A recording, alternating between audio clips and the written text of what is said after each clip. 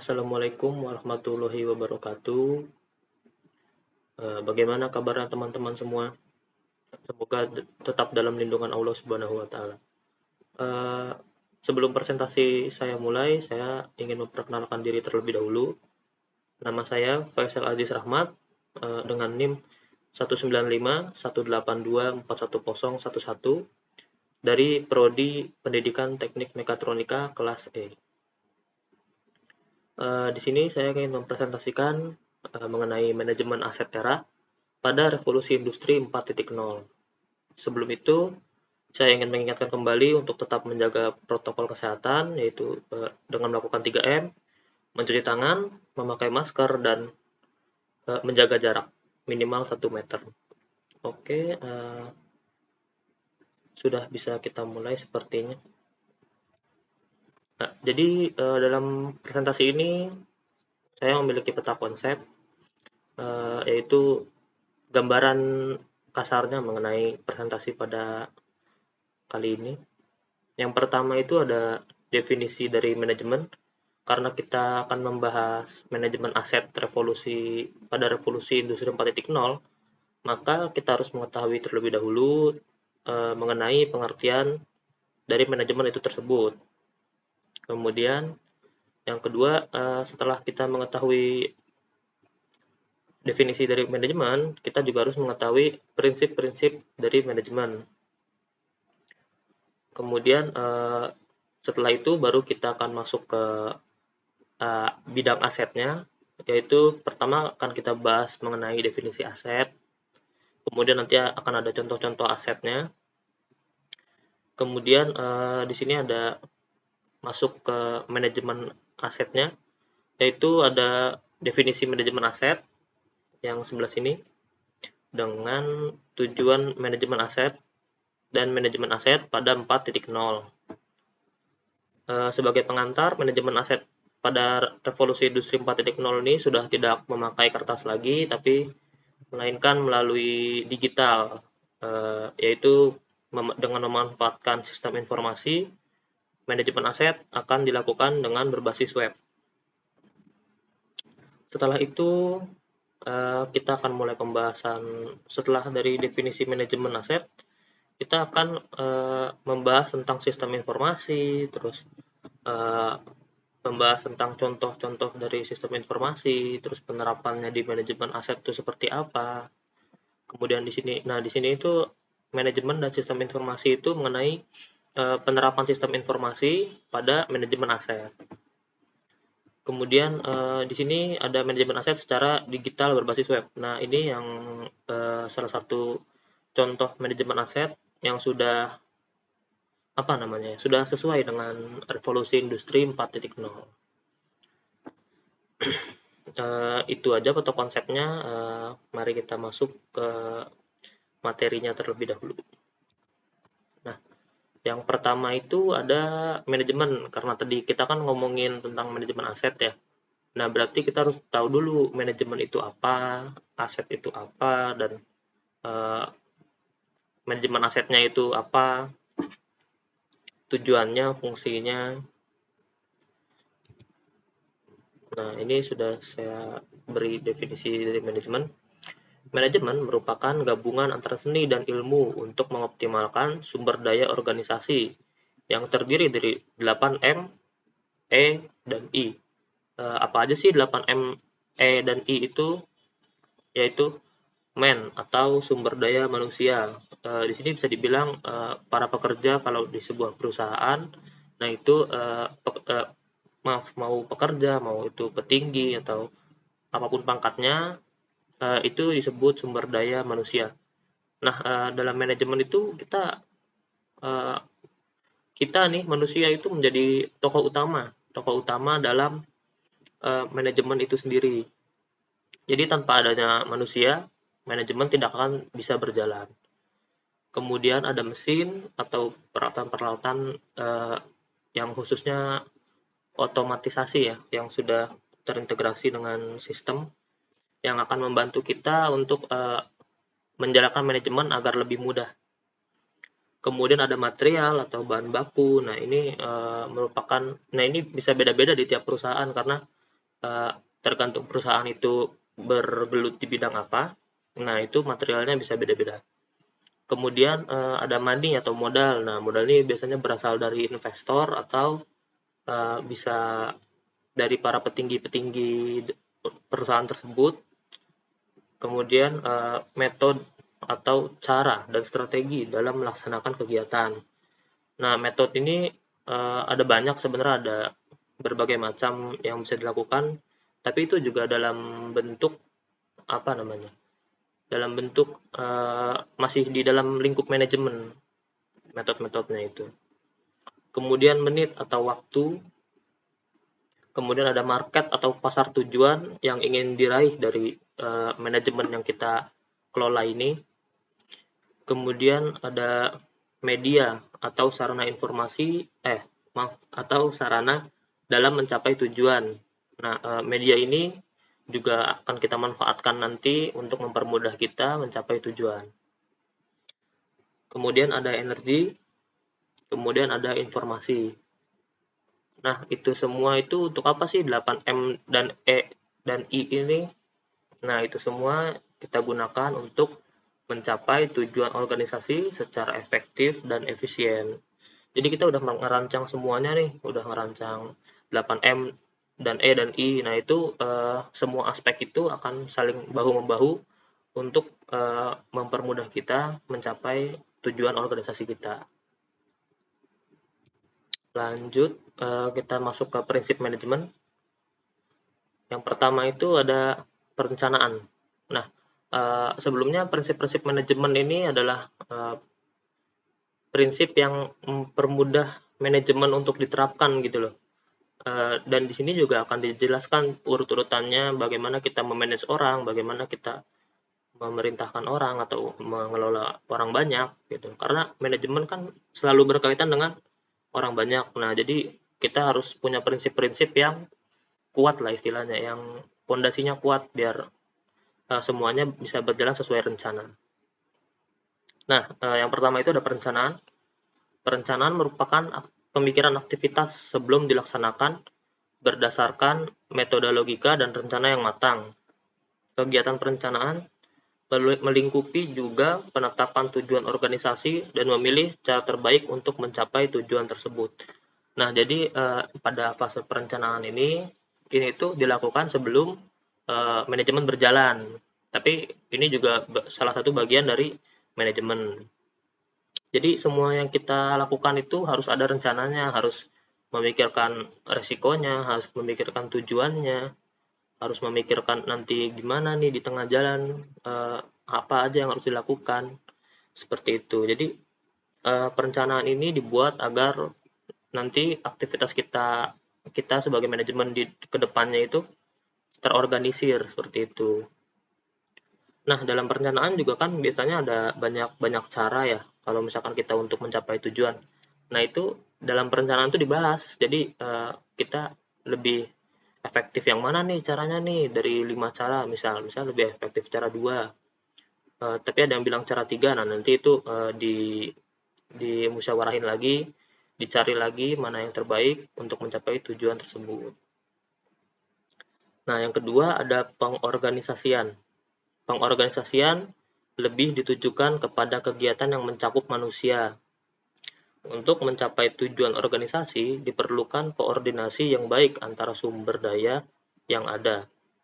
Kegiatan pengorganisasian ini meliputi koordinasi sumber daya, tugas, otoritas di antara anggota organisasi, agar tujuan organisasi dapat tercapai dengan efisien dan efektif.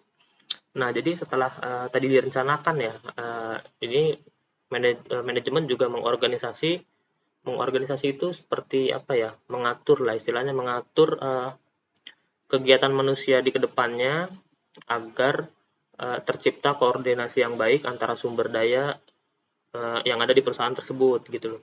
Jadi misalkan ada mesin ini, nah kita itu nyari orang-orang yang ahli dalam mesin ini untuk bisa memaksimalkan potensi dari mesin tersebut. Nah, itu juga termasuk mengorganisasi. Jadi kita cari orang yang emang udah ahlinya di mesin itu.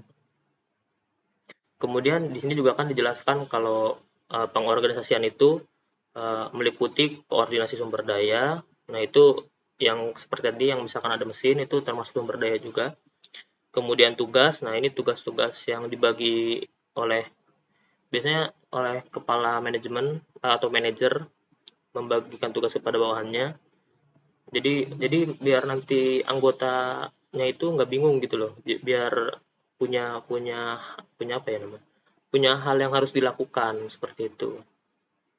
Biasanya kan ada kalau yang manajemennya nggak baik nih, yang nggak berjalan lancar, nah itu biasanya anggotanya pada bingung harus ngelakuin apa. Nah, ujung-ujungnya ya kepala manajemennya tadi atau manajer tadi yang bekerja sendirian, repot sendiri jadinya. Jadi emang manajemen itu benar-benar penting teman-teman di perusahaan. Nah, kemudian yang ketiga ada penempatan orang. Penempatan orang merupakan usaha untuk mengembangkan dan menempatkan orang-orang yang tepat pada berbagai jenis pekerjaan sesuai dengan desain organisasi. Nah, penempatan orang ini juga bisa disebut staffing. Proses staffing meliputi pengembangan sumber daya manusia, proses penilaian, promosi, dan pelatihan. Salah satu aspek penting dari fungsi ini adalah mengidentifikasi orang-orang di dalam organisasi yang berpotensial untuk dikembangkan sebagai manajer. Nah, jadi penempatan orang ini merupakan apa ya? Jadi misal nih ada banyak anggota nih. Nah, di situ kita analisis satu-satu. Di si A ini dia potensinya di mana, si B ini dia potensinya di mana, C dia di mana. Nah, itu akan kita tempatkan ke divisi-divisi kalau di organisasi ya. Kalau di perusahaan mungkin bagian-bagian gitu, yang nanti si orang ini nih akan berkembang menjadi menjadi bisa menjadi manajer gitu loh. Kalau misalkan divisinya memang mengarah ke leadership. Di sini juga kita di sini juga di step penempatan orang ini sumber daya manusia yang ada itu dikembangkan gitu loh, dilatih, diberikan training biar kualitasnya juga meningkat. Kemudian ada pengarahan. Pengarahan biasa disebut pengawasan atau supervisi. Proses pengarahan menyangkut pembinaan motivasi dan pemberian bimbingan kepada bawahan untuk mencapai tujuan utama. Keberhasilan suatu pekerjaan sangat ditentukan oleh pemahaman akan maksud dan tujuan dari pelaksana pekerjaan. Jadi biasanya kalau misalkan di organisasi, di industri gitu, kalau misalkan mau bekerja itu suka ada briefing. Nah, itu termasuk pengarahan. Jadi biasanya ya nggak semua sih, maksudnya misalkan ada beberapa pekerja yang motivasinya kurang, terus kerjanya nggak semangat, mungkin karena dia nggak tahu dia harus apa, dia nggak tahu harus ngapain. Nah, itu makanya diberi pengarahan sebelum dimulai kerja. Nah, itu untuk mengatasi rasa kurang semangat yang seperti itu. Jadi sebelum bekerja itu para pekerja diberi motivasi, diberi bimbingan oleh para manajernya. Nah, itu supaya apa? Supaya kerjanya semangat dan juga mereka itu tahu gitu loh, mereka harus ngapain, mereka itu paham kalau mereka itu bekerja untuk apa, untuk siapa, seperti itu. Di sini ditekankan di kalimat terakhir, keberhasilan suatu pekerjaan sangat ditentukan oleh pemahaman akan maksud dan tujuan dari pelaksana pekerja. Kalau pekerjaannya nggak paham, ya apa yang mau dikerjain gitu kan. Nah, yang terakhir itu ada pengendalian. Kegiatan pengendalian adalah suatu upaya yang sistematis untuk memastikan bahwa kegiatan organisasi berjalan sesuai dengan rencana yang telah digariskan pada visi, misi, program, dan kegiatan. Nah, pengendalian ini ya kalau misalkan kita kenal mah pengontrolan lah. Ya, ini kegiatannya untuk memastikan semua kegiatan yang sedang dijalani itu sesuai dengan apa yang sudah direncanakan pada tahap pertama. Seperti itu. Oke, next. Kemudian kita akan bahas mengenai asetnya itu sendiri itu apa. Di sini ada definisi dan contoh dari aset.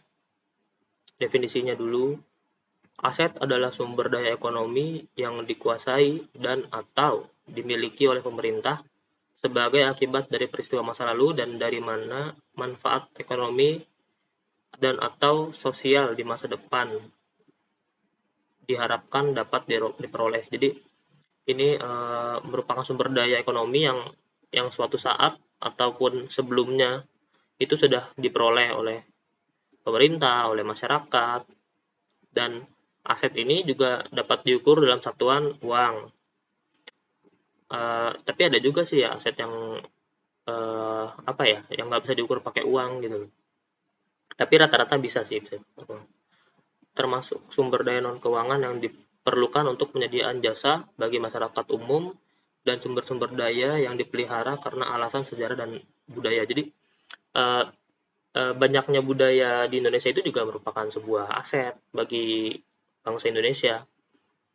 Nah, itu maka dari itu dijelaskan di kalimat terakhir itu ada alasan sejarah dan budaya kenapa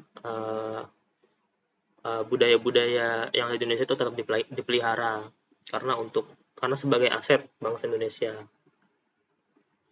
Kemudian ada contoh dari asetnya itu sendiri. Nah, ini ada contoh-contoh yang nyata ya, yaitu ada alat-alat di industri, kemudian ada gedung, dan jangan salah, para pekerja itu juga termasuk aset loh. Walaupun ini nggak bisa dihitung dengan uang, tapi para pekerja ini juga aset yang harus dijaga oleh para petinggi perusahaan. Makanya kalau misalkan di suatu perusahaan yang bagus itu ada asuransi kesehatan untuk para pekerjanya, ada asuransi keselamatan, seperti itu. Nah, kemudian mitra juga itu merupakan aset sih. Itu merupakan aset penting bagi suatu perusahaan karena kalau misalkan perusahaannya itu kurang kurang bergaul gitu ya, mitranya sedikit, jadi ya eh, nggak akan berkembang pesat kalau perusahaan seperti itu. Ya masih banyak lah contoh-contoh aset yang lain bisa dicari sendiri. Next, nah ini ada manajemen aset, kita baru masuk manajemen aset. Nah di sini saya mengutip dari Gima Sugiyama tahun 2013. Menurut beliau, manajemen aset itu adalah ilmu dan seni untuk memandu pengelolaan kekayaan yang mencakup proses merencanakan kebutuhan aset, mendapatkan, menginventarisasi, melakukan legal audit, menilai, mengoperasikan, memelihara, dan membaharukan atau memperbarui atau menghapuskan juga bisa, hingga mengalihkan aset secara efektif dan efisien. Nah, di bawahnya juga ada beberapa tujuan dari pengelolaan aset perusahaan atau manajemen aset. Nah, itu bisa memastikan status kepemilikan suatu aset, melakukan inventarisasi kekayaan dan masa pakai aset yang dimiliki, menjaga agar nilai aset tetap tinggi dan memiliki usia hidup yang panjang, memastikan suatu aset dapat menghasilkan keuntungan yang maksimal dan sebagainya. Jadi manajemen aset ini salah satu tujuan utamanya itu adalah memastikan aset yang kita punya itu tetap milik kita seperti itu. Dan biasanya kan suka ada kalau misalkan kita nggak punya manajemen aset, biasanya ada aset-aset yang bisa yang diklaim sama orang lain seperti itu loh, yang diambil sedikit demi sedikit. Nah, kemudian manajemen aset ini juga penting banget di perusahaan karena dapat memantau aset-aset yang kita miliki seperti itu loh. Kan karena kalau misalkan sebuah barang itu ada harga penyusutan per tahunnya. Nah, itu dengan manajemen aset itu dapat terpantau berapa penyusutan per tahunnya. Oke, next. Nah, di sini ada siklus dari manajemen aset. Yang pertama itu ada perencanaan kebutuhan aset. Kemudian setelah direncanakan, habis itu di pengadaan atau dibeli lah istilahnya. Kemudian inventarisasi di data, kemudian di audit aspek legal aset. Nah, ini dicek ya apakah aset tersebut legal dan bisa dimiliki. Kemudian ada penilaian aset. kemudian ada pengoperasian dan pemeliharaan aset. Nah, dari pengoperasian setelah dioperasi dan dipelihara asetnya, itu ada dua. Kan kalau misalkan barang itu ada masa pakainya. Misalkan barang apa gitu setelah beberapa tahun itu dia udah nggak bisa dipakai. Nah, itu ada dua alternatif nih bagi perusahaan. Mau diapain sih barang ini nih gitu. Aset ini nih mau diapain? Yang pertama itu ada penghapusan aset, yaitu asetnya dihapus, dan kemudian ada pembaharuan atau ya pembaharuan aset lah. Nah, ketika perusahaan misalkan memilih penghapusan aset nih, penghapusan aset, nah di situ ada lagi terbagi dua, yaitu sebelum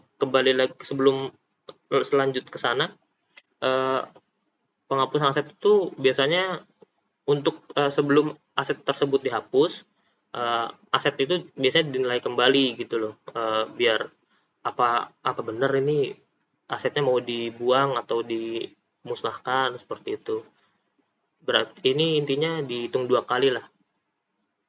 Nah, setelah misalkan perusahaan milih penghapusan aset, kemudian ada pilihannya lagi, apakah aset ini pengen dimusnahkan atau di pengalihan aset, dijual, bisa itu juga bisa balik, itu ada pemasukan buat kas ke perusahaan kan lumayan kan. Nah, itu dari penyertaan modal, kemudian ada dihibah. Kalau hibah itu diberikan kepada organisasi lain atau ke masyarakat secara cuma-cuma.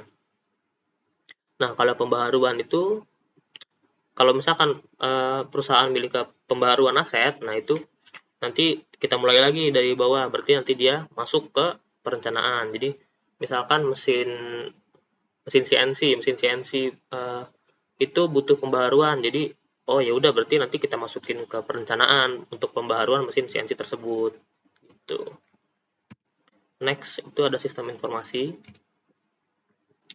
Sistem informasi merupakan sistem di dalam suatu organisasi yang mempertemukan kebutuhan pengolahan transaksi harian, mendukung operasi, bersifat manajerial dan kegiatan strategi dari suatu organisasi, dan menyediakan pihak luar tertentu dengan laporan-laporan yang diperlukan.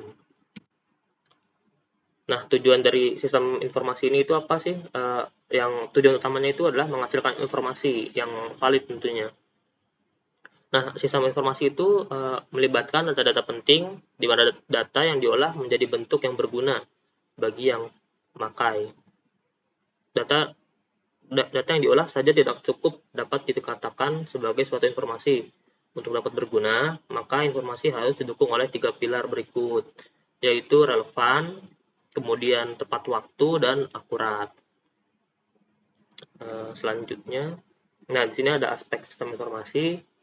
Yang pertama itu ada konsep dasar sistem informasi, ada teknologi sistem informasi, aplikasi sistem informasi, pengembangan sistem informasi, dan manajemen sistem informasi. Kemudian ada sistem informasi manajemen aset. Nah, kita masuk ke intinya. Sistem informasi manajemen aset itu merupakan sebuah aplikasi pengelolaan aset yang ditujukan untuk perusahaan besar atau BUMN dengan aset dengan jumlah banyak yang seharusnya memerlukan sebuah divisi sendiri untuk pengelolaan aset. Jadi, kalau misalkan perusahaannya masih kecil gitu, itu mungkin masih bisa manual lah pengelolaan aset-asetnya.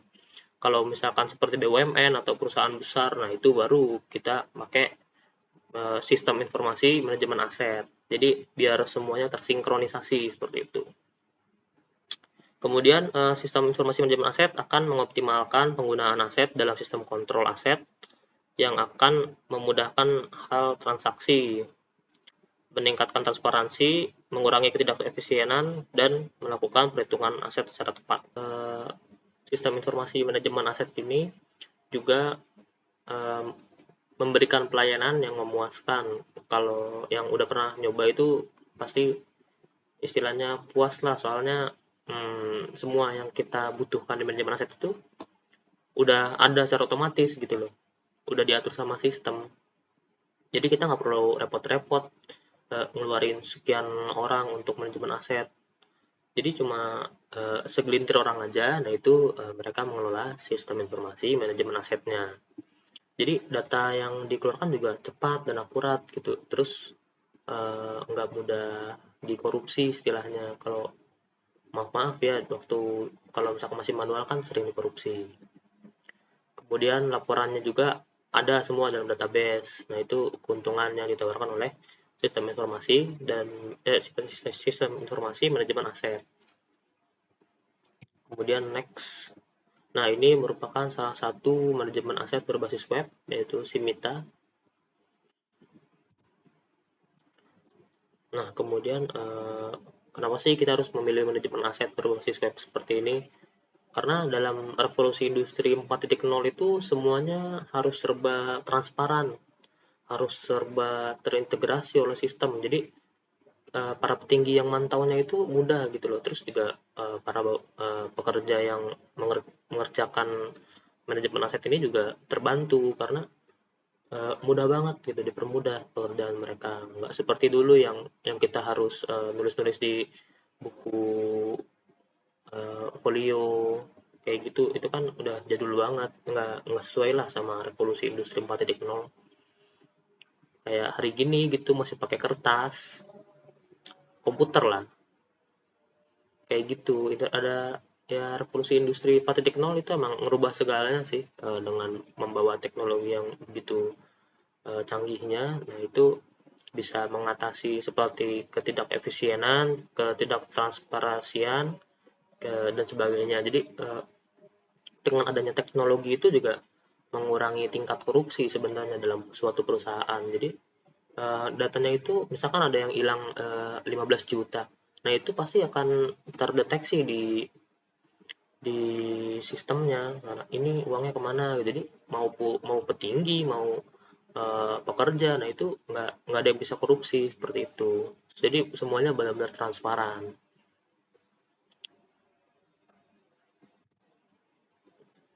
Sepertinya dari saya sudah cukup, itu saja. Terima kasih sudah menonton video ini. Dan bagi teman-teman juga tetap diharapkan menjaga protokol kesehatan, yaitu melakukan 3M, mencuci tangan, memakai masker, dan menjaga jarak. Kurang lebihnya mohon maaf. Saya pamit undur diri. Wassalamualaikum warahmatullahi wabarakatuh.